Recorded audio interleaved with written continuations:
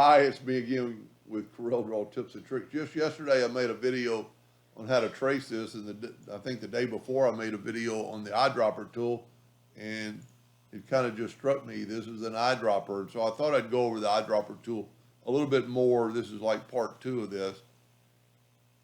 When you use the eyedropper tool, and I explained it in the other video, that the eyedropper cannot do, it has to do an object, but there's a little bit more to the eyedropper tool.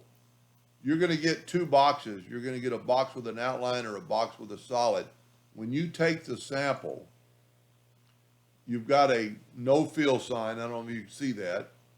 And if you go to an iPad that has a solid and you get a solid box, you can fill it.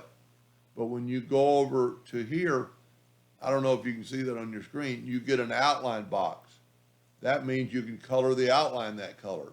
So if you had a particular color like this green that we did, so we'll go back to the pick tool and get a new eyedropper, and we'll take, so if I want to make, see it's saying no fill, solid fill, right click, or excuse me, left click. Go over here, no fill, outline. You can keep going and fill in the center. So the eyedropper tool, because the other video I was showing about the Smart Fill tool, the Smart Fill tool can't change the outline. So if we take an outline and just make it a 1/2 inch and we want it to be that color, the Smart Fill can't do it. Now the Smart Fill can if you turn it into an object. So we can go to object, can read object, left click, right click, and then you could use the Smart Fill tool or the eyedropper tool on the outside, or make it solid.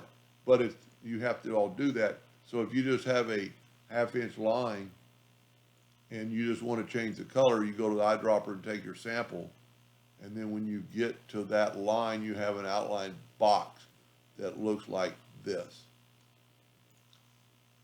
Anyway, I hope that helped a little bit. Thank you for watching.